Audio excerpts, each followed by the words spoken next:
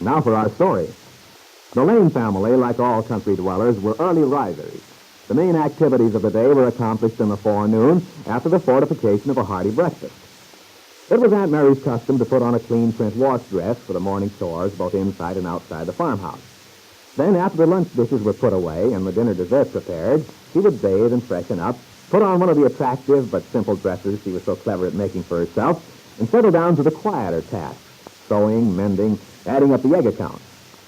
Well, this afternoon, as she emerges from her room wearing a cool blue dress with white collar and cuffs, her son Randy, in a pair of rather greasy blue work trousers, is blandly sitting in an easy chair whose tint slipcover Aunt Mary had only this morning laundered and replaced.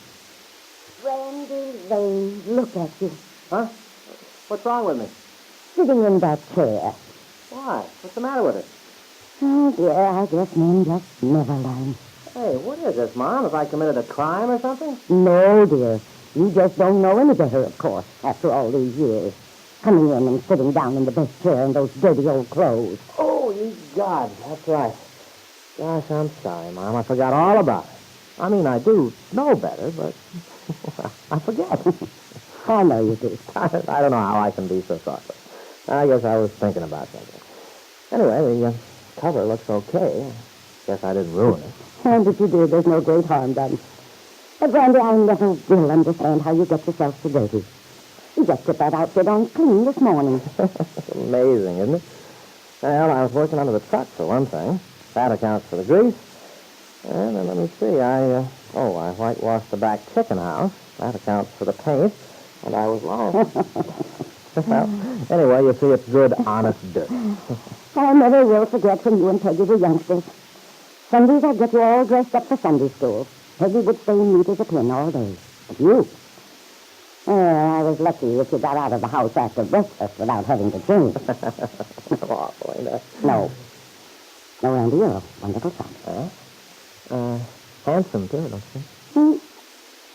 You do, I think. Well, now, let me tell you something. You know what? What? You may be a tyrant about cleanliness, but I think even with that drawback, that you're just about the best-looking gal on 2 feet. You do? Mm-hmm. Really, Mom? I mean it. You're the nicest-looking gal for miles around. You always look so trim and so neat. I don't know what it is. Some women have the knack and some haven't. Just the way you dress and your hair. And that lovely complexion, too. What are you trying to do, Randy? Make me self-conscious? And those big, clear eyes. You know, they say the eyes are the window of the soul. Yours really are, Mom. You know, a person couldn't look at you without realizing you're a fine, honest, intelligent person. Well, Randy, makes me very happy to know you feel that way. Oh, lady, you have no idea. It's Lily. Anybody home? Hey, come on in, beautiful. Oh, hello, everybody. Hello. Hope it's okay my dropping in without phoning first. Well, I should hope so. Sit down, Lily. Sit in that nice chair with the flowers on it. That is, if you're clean. Oh, that's a fine thing to say. Randy. Oh, Lily, don't pay any attention to him. He's teasing me, that's all. Well, how should I know if he's eligible? Mom just banished me out of it, Lily. Said I wasn't clean enough to deserve such an honor. Well, pal, you're not what I call immaculate. There, Randy, you see? Look, Miss Lily Devon, I'm an honest son of toil. You don't say. But I do. Well, honest, maybe.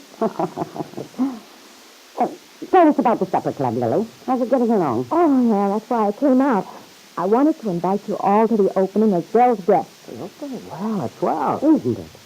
Then Dell's coming down for the weekend? Oh, no, she won't be able to. But she gave me special instructions in her last letter that I was to invite the Lane family as guests of the house. I think you'll have a good time. At least I hope you will. We're going to spread ourselves out this evening, you know. We're taking reservations, and we've been selling very well. Hey, that's okay. I do hope it's going to be a success. And you can count on our being there for the opening. Well, Aunt Mary.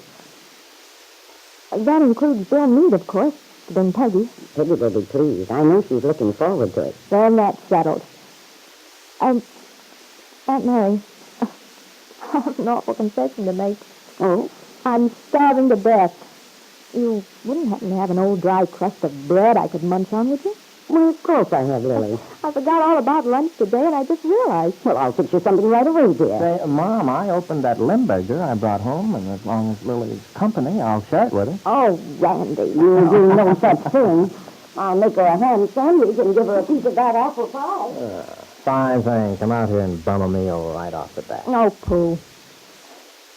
Really, I don't understand how a wonderful person like Aunt Mary could have such a disappointing son. She likes me. Poor dear, she's stuck with you. She's just making the best of it, being brave. Well, maybe you're right, Lily. I guess I am pretty much of a menace. Do you think there's any hope for me at all? I doubt it. Maybe all I need is the love of a good woman. Oh, brother. You don't happen to know one, do you? I mean, one who'd like to reform an incorrigible guy with no bad habits. I'll look around. Let you know. I'm awfully glad you came out today. I haven't seen much of you these last weeks. Yeah, I've been chasing myself around in circles. Oh, but it's been worth it. The place looks beautiful, Randy. I honestly think we're going to go over big. We got an orchestra coming down from Chicago for the opening, and a wonderful chef. Good food, good music. I should think that ought to be half the battle. Not to mention a beautiful hostess. What are you going to wear, Lily? I hope it's something with spangles. Spangles? Oh, not quite. May I consider myself as your escort for the evening? I can pick you up at the hotel. But Randy, I have to be there early. Always a lot of last-minute things to attend to, you know. Well, that's okay, but I mean, in between things, I'd like to feel that you're my date. You won't be running around being hostess all the time, will you? No, I guess not. I mean, you'll have time to sit down with us or have a dance or something ever so often, won't you? Oh, sure, but Fine. You know, I'm really looking forward to it. I haven't been in a nightclub in ages. I'd rather enjoy it every once in a while. Especially if I have a beautiful blonde gal to look after. So, suppose you tell me what color dress yours will be. I'll get you corsage. Even if I have to wire Chicago. Randy, I've been trying to tell you. What? Well, you see, I have an escort for the evening. You have?